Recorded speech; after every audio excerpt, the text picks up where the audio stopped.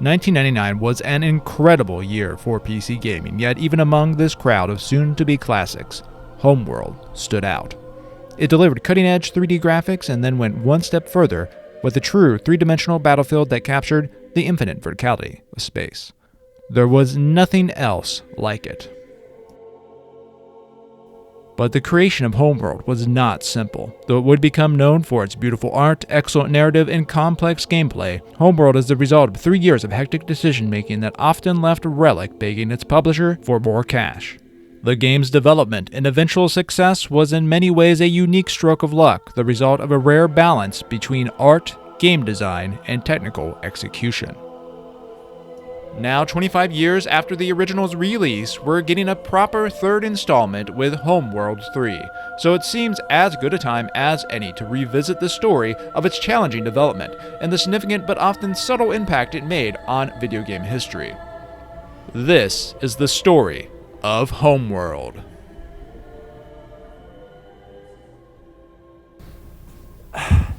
Basically, I'm Alex, I'm 25 years old, and I make video games. That's what I do. And I have a company in Vancouver called Relic Entertainment, and started about 3 years ago, and yada, yada, yada. But I don't want to talk about that. Basically, that is Alex Garden, the CEO of Relic Entertainment, speaking not long after the hugely successful release of Homeworld. But Alex isn't on stage to discuss Homeworld. He's there to speak about communication. He had, by his own account, difficulty relating with other children and a strained relationship with his family in his youth. It's here, in his troubled past, that the journey towards Homeworld begins. When he was 10 years old, Alex got a hold of a Commodore 64 and he was fascinated. He found in the computer everything he could not find in other people. The computer was predictable and stable. Code either worked or it did not, and if it didn't, he could find out why. A year later, his parents purchased an NES, and again, Alex was enthralled, although this time by the games that came with it.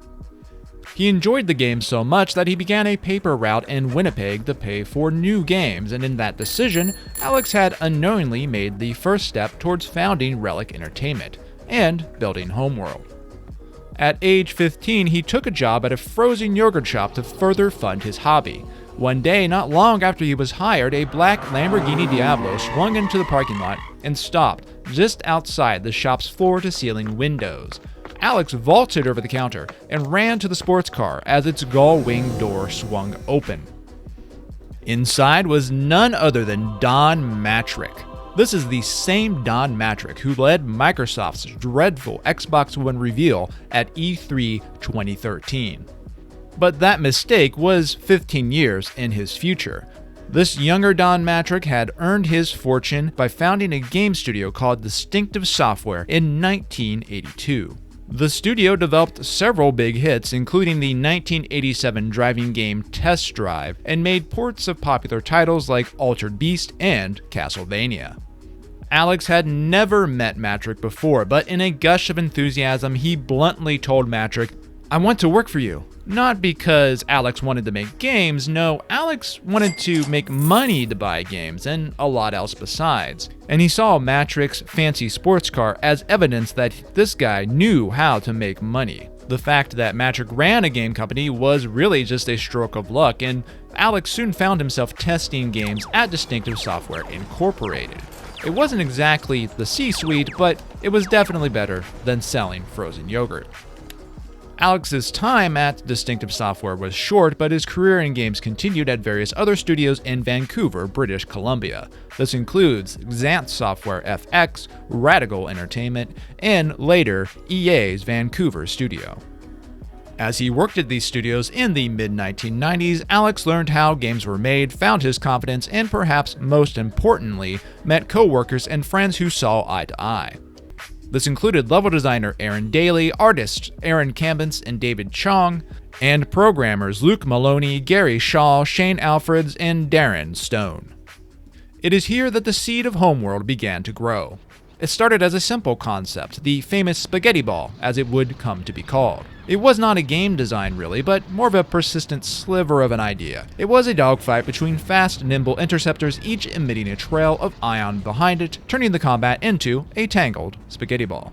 The idea had a visceral allure, but it also served some specific purpose. Space games were popular in the mid-90s, but depicting movement in the cold vacuum of space was definitely a problem. There's no frame of reference, no background or foreground to help you understand your ship's movement. Contemporary game designers invented many ways to solve this problem. A starfield effect could deliver sense of movement, a HUD could show the position and direction of foes, particle effects could show the intensity of an enemy's engines.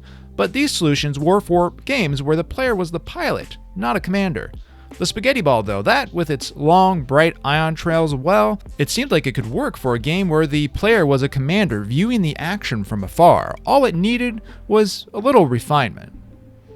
So Alex and his friends did what every group of 20-somethings in the late 1990s did when they needed to discuss serious business. They got together to talk about it over cheap pizza and bad beer. It was a group of mostly familiar faces. The people who would become the founders of Relic and its early employees, well, they had mostly worked together before. But there was one outsider, Rob Cunningham. An aspiring film director, Cunningham, then in his mid-20s, took a gig teaching students how to draw. Alex was one of those students, and one day, out of the blue, he asked Rob how he'd feel about founding the game company.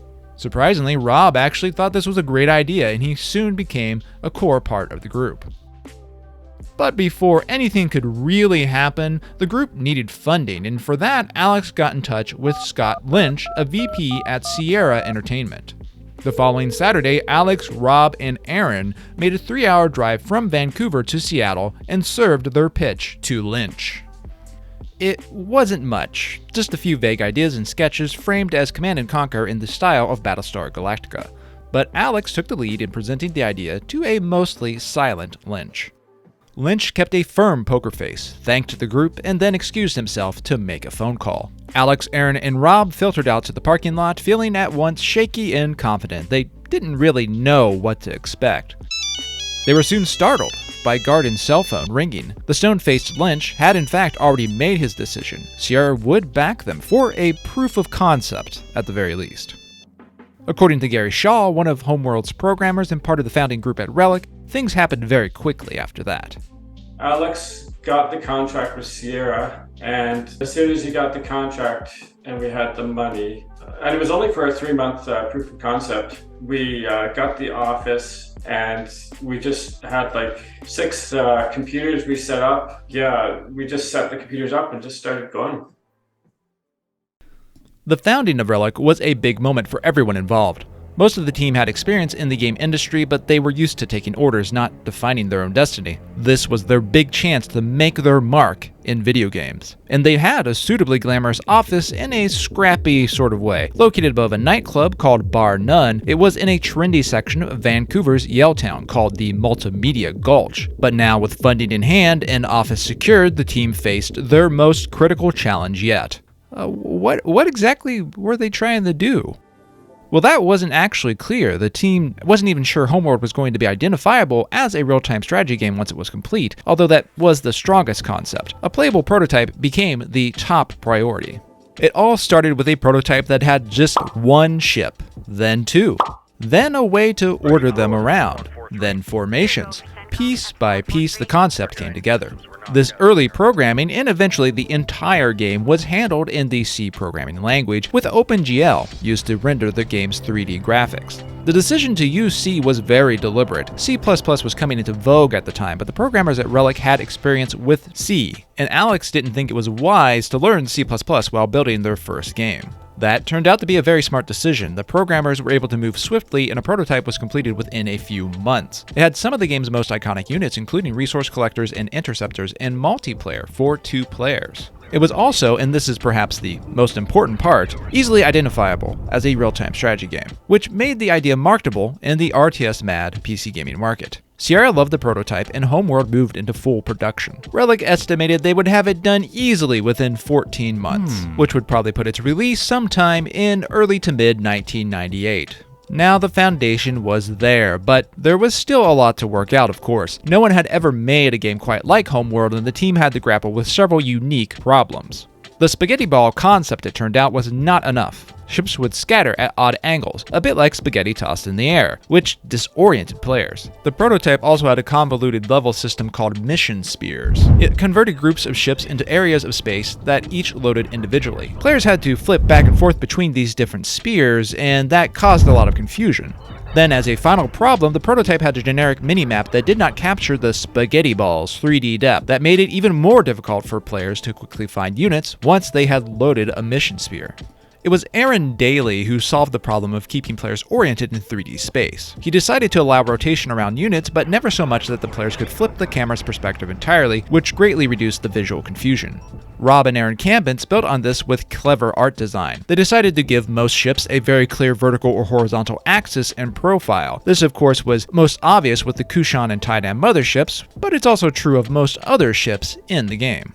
Meanwhile, the programmers and technical artists took on the challenge of removing the mission spheres. Setting Homeworld in space was in many ways a boon because aside from the beautiful vertex background art, there was not any terrain to render. But that also meant that players could view space in any direction at a theoretically infinite distance. So to keep the visuals manageable on contemporary PCs, firm limits were set for the polygon counts and textures of individual ships. The original Kushan mothership, for instance, had no more than 200 kilobytes of textures. That's less than many blurry, low-effort memes shared on social media today. This was done by stretching textures that were in some cases as small as 24 by 24 pixels in size. The original game's presentation can indeed be quite blurry because of this, but that was less noticeable in 1999 when PC gamers were still used to resolutions between 640 by 480 and 1024 by 768. The art team also implemented a level of detail system that included multiple models for each ship, making it possible to load a lower detail model when a ship was far away, and that further reduced the polygon count and the need to store textures in video memory.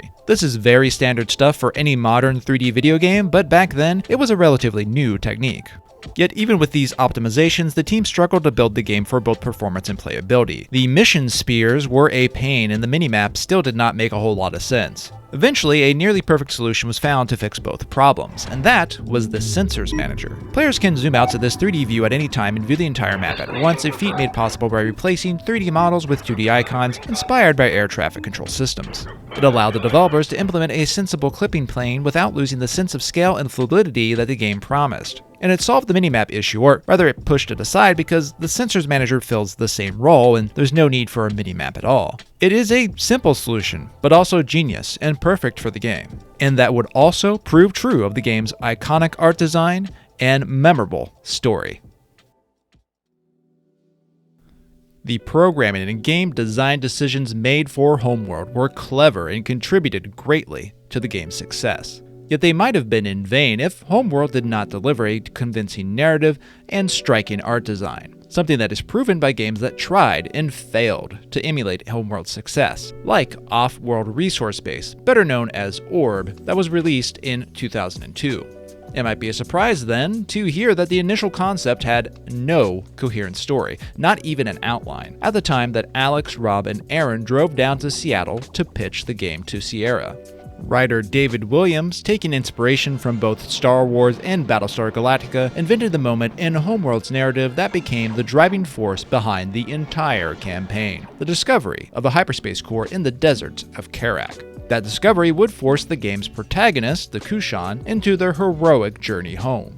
The story borrows heavily from a number of influences, but most heavily from Battlestar Galactica and Star Wars, both of which are mentioned as influences in contemporary and later interviews about Homeworld.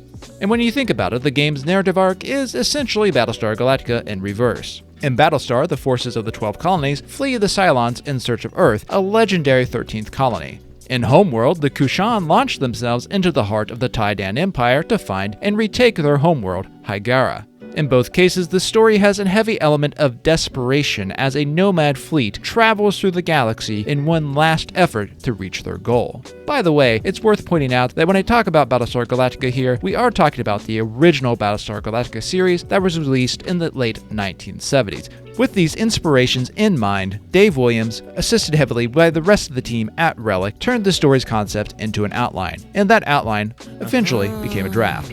The script ultimately used for Homeworld's in-game and out-of-game cinematics was in fact only the second draft and came together over a single weekend of frantic work by Aaron, Rob, and Quinn Duffy. The team at Relic wasn't at all confident in what they had created. In fact, according to Rob, they felt sure it was going to suck. And it was not only the script that caused concern. No one at Relic was sure how the game's story should actually be told in the game. Pre-rendered 3D cutscenes like those used by Blizzard were beautiful, but they were also expensive. In-game cutscenes were doable, but the Homeworld engine was built to render starships, not people, and that was a problem. How could they tell the game's story without characters visible in their game? That problem was left unresolved for months, and it grew into a crisis as development passed into 1998. Alex gave Rob, Dave, Aaron, and the rest of the team working on the narrative an ultimatum. He wanted a solution, and he wanted it in 24 hours. The team locked themselves in a corner of the office to hash it out, and there, in their hour of desperation, Aaron made a suggestion. Why not just draw the cinematics the same way they had drawn so much of the concept art? The rest of the team did not understand. They'd witnessed the lavish 3D cutscenes that defined games like StarCraft and Final Fantasy VII. How could drawings possibly compete with that? Aaron did his best to calm their fears. They're called animatics, he said. Don't worry, they'll look great. And he proved it by delivering the first sketches within days of that meeting. Everyone agreed. This was the style Homeworld cinematics would use. But of course, this was only half the battle. The team still needed a way to tell stories inside the game engine itself. The animatics were not going to help with that, and there was not time or budget to build a fully realized cinematics tool. After considerable debate, Rob offered a solution that was also very simple, and it built on what was already in the game. Why not just use the tutorial system? The tutorial system was built to move the player's camera, ping specific locations, and deliver text and audio to teach players the game. Maybe it could be used for the cinematics, and a helpful advisor, which would become known as Fleet Command later, could act as a narrator. It didn't solve Relic's inability to render characters in the game, but these ships looked fantastic. This let them take the spotlight. While Relic stumbled into the campaign's narrative in presentation, the campaign's structure was more ambitious from the very start. Building on Dave's narrative concept, the team drew up plans for a persistent campaign that would capture the desperation of the weak Kushan struggling to invade the mighty Taidan Empire. This would not be a set of predetermined missions, oh no. This would be a dynamic journey to the galactic core. Hyperspace jumps would consume resources, and the mothership would jump back to normal space when those resources ran out. Each jump back to normal space would include not only story missions, but also random missions meant to add replayability. The player's fleet would also be persistent, and it would follow them from mission to mission.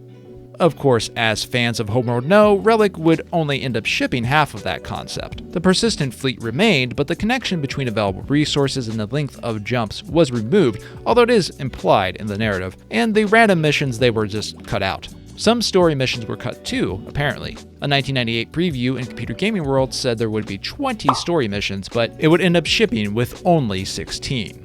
Relic also took a haphazard approach to the game's art, which might come as a surprise given how iconic it became. Once again, the first or second sketch was often what shipped. Rob and Aaron, who designed ships for the Kushan and Taidan respectively, were inspired by artists like Peter Elson, Chris Foss, and John Harris. Even if you're not familiar with them by name, there's a good chance you have seen their work. All three began their careers in the late 70s and became well known for their works commissioned for book, magazine, and album covers. And both Foss and Harris remain active today, though Elson unfortunately passed away in 1998. Their style clearly comes through in Homeworld, and it sets the game apart from its gritty sci-fi contemporaries like Free Space and later entries in the Wing Commander and X-Wing vs. TIE Fighter franchises. Nothing looked quite like Homeworld, and in the late 1990s, with hundreds of RTS games hitting store shelves, that was a big deal. Music would also become key to Homeworld's artistic direction, and like so much else in the game, it came together through a blend of coincidence and inspiration. The decision to use Adagio for strings, a string orchestra arrangement written by Samuel Barber in 1936, came about when Alex Garden, who had set his radio alarm clock to a classical music station, woke up to it randomly one morning. Relic also collaborated with the well-known band Yes, which contributed to the game's credits song. Exactly how this happened is a bit hard to pin down, but Yes was in Vancouver working on the band's latest album, The Ladder, and Relic's studio was just a couple kilometers away from Armory Studios where Yes was recording. The collaboration with Yes probably doesn't seem like a big deal today, especially because, with the passage of time, I'm sure there's plenty of gamers who have never even heard of the band. But make no mistake, Yes was a huge deal in the 1970s and 1980s, with multiple platinum albums in both the United States and the UK. And the first copies of Homeworld that hit store shelves proudly boasted of the collaboration with a sticker on the box, as you can see on the retail box that I have. But while Adagio for strings in the collaboration with Yes were the game's headliners, it was really the work of Paul Ruskay that would do the most to define the game's musical themes. Paul was another Radical Entertainment alum, and he got his start working on Sega Genesis and PlayStation games, titles like Grid Runner and The Divide, The Enemy Within. Paul was given a lot of freedom with the game's music, and lacking any specific instructions other than to use Adagio for strings, he chose the riff on Karek's description as a desert planet, with both tribal and Middle Eastern themes. This was an extremely unique presentation for the time. Most real-time strategy games had followed the mold of Command & Conquer and leaned towards heavy metal or electronic themes. Many of these games have amazing soundtracks. I love the soundtrack for StarCraft, but Homeworld, well, it sets an entirely different tone, one that is more expansive and awe-inspiring, and it fits the game perfectly. The music became the final piece in Homeworld's groundbreaking artistic vision. With it in place, the game was ready to deliver on all fronts: narrative, visual, and audio. And this would become absolutely key to the game's critical success. Game developers from across the world converged on Atlanta, Georgia for E3 1998, and the show became a dream for PC gamers. The roster of titles included Baldur's Gate, Half-Life, EverQuest, Alpha Centauri, Grim Fandango, and Railroad Tycoon 2. Relic was there, ready to show its latest build of Homeworld to a PC gaming audience that up until then had seen little more than news tidbits and a few rumors. Critics in attendance were stunned. The real-time strategy game genre was at the height of its power, riding high on the popularity of StarCraft in particular, but Homeworld was something different and unexpected. While most real-time strategy titles still relied on 2D graphics or some mix of 2D and 3D techniques, Homeworld didn't have a sprite in sight. Its artistic design also stood out with clean lines, brightly textured ships, attractive particle effects, and bold dynamic audio.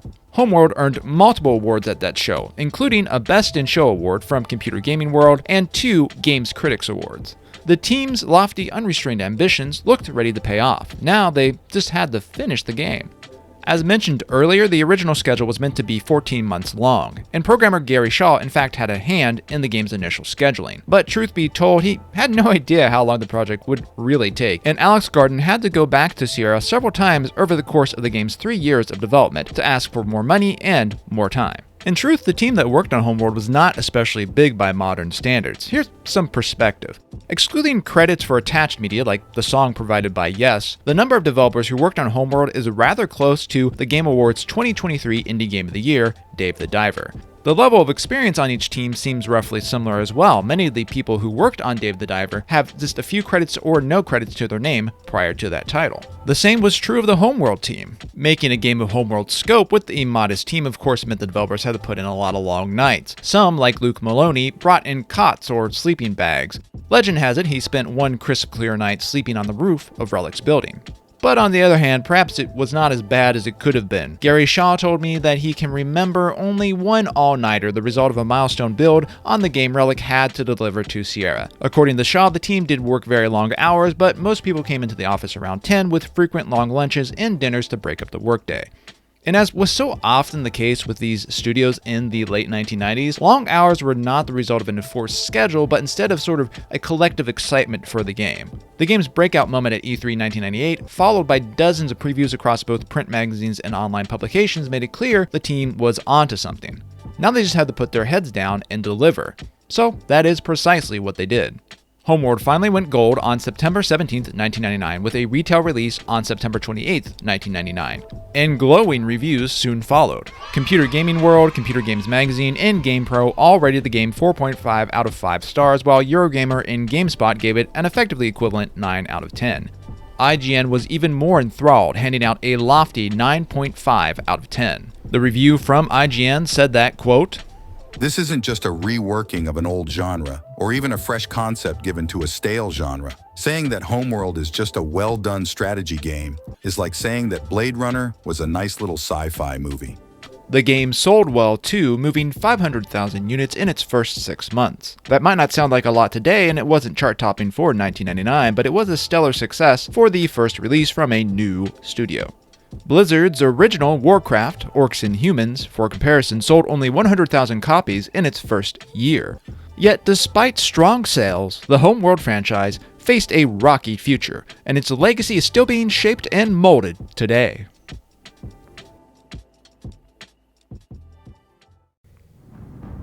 The immediate success of Homeworld meant a sequel was an obvious move, and the development of that sequel began quickly after the original's release.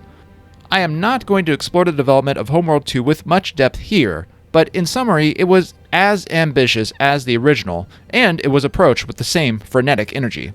Relic had grand ideas of larger, more complex ships, of huge megalithic structures that dwarfed even a player's capital ships, of atmospheric combat, and much more.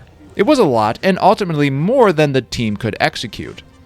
With Homeworld, Relic had pushed through challenges with pure force of will. They tried to do the same thing with Homeworld 2, but their luck ran out. Gameplay decisions made in haste did not pan out, and technical hurdles like the huge megalithic structures became problems without solutions. The version of Homeworld 2 that shipped in 2003 was rather like the original game, and while reviews were positive overall, it did receive some criticism for a lack of innovation. I couldn't find firm data on exactly how many copies of Homeworld 2 sold in its first year, but that in itself is good evidence that it probably didn't sell very well. Homeworld also received a standalone expansion, Cataclysm, which was developed by Barking Dog Studios. I hope to revisit that part of the story in the future because Barking Dog Studios has an intriguing legacy. It too was founded in Vancouver, British Columbia by former Relic Entertainment developers. The studio had a hand in developing the Counter-Strike mod for Half-Life and was later purchased by Take-Two and rebranded as Rockstar Vancouver. The Cataclysm standalone expansion is well regarded today for its unusual sci-fi horror theme and tight focused campaign. Something is loose.